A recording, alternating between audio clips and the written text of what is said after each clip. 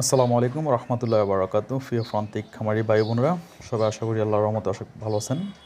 আজকে আমি আমাদের সাথে আমার যে অ্যাজোলা চাষটা নিয়ে আলোচনা করতেছি। আমার আসলে 3টা অ্যাজোলা হাউস আছে।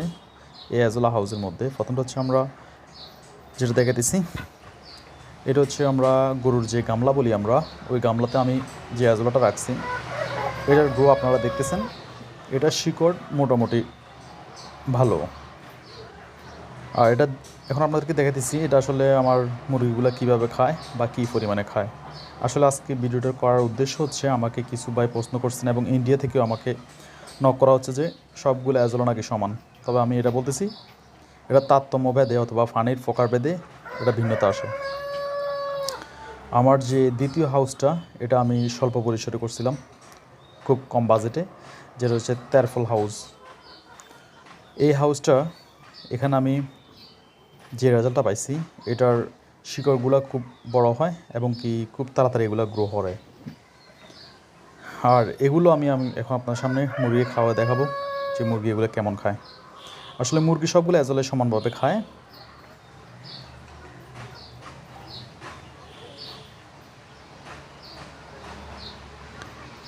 আর এখানে আমি কিছু শ্যাওলা দিয়েছিলাম। শ্যাওলার কারণে আমার অ্যাজোলার শিকড়গুলা খুব পুষ্টি কালেকশন করতে পারে পানি থেকে। এই জন্যে আমার মনে হয় এই অ্যাজোলাগুলো দ্রুত গ্রো করে। যারা প্রান্তিক খামারি আছেন তাদেরকে আমি বিশেষ করে এটাই সাজেস্ট করি এবং কি এটাই আমি দিয়ে থাকি। আর আমার এক ভাই কিছুদিন আগে আমাকে নক করছিল যে ভাই আমার তো অ্যাজোলার শিকড় নেই। আপনার অ্যাজোলার শিকড় না থাকার একমাত্র কারণ হচ্ছে আপনার পানির গুণগত মানটা কম। এখন দেখতেছেন শিকড়ওয়ালা যে অ্যাজোলাগুলা, এগুলো আমার মুরগিগুলো কেমন খাইতেছে আপনার সামনে দেখাতেছি। তৃতীয় নাম্বার যে হাউসটা, এটা হচ্ছে আমি সেমিটের ট্যাঙ্কি করে রাখছিলাম।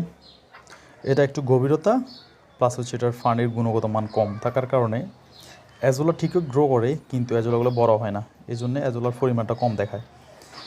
এখন দেখুন এই অ্যাজোলাগুলোর শিকড় একেবারে নাই বললেই চলে, খুব ছোটো ছোটো শিকড়। এই জন্য অ্যাজোলাগুলো তেমন গ্রো করে না। ছোটো হওয়ার কারণে এখানে পরিমাণটা বোঝা যাচ্ছে না। এটা কিন্তু আমার বাকি অ্যাজোলাগুলো থেকে খুব ছোট, কিন্তু এটারও আমার মনে হয় মুরগির কাছে স্বাদ একই লাগে। আপনারা দেখুন এটাও কেমন খায় মুরগি।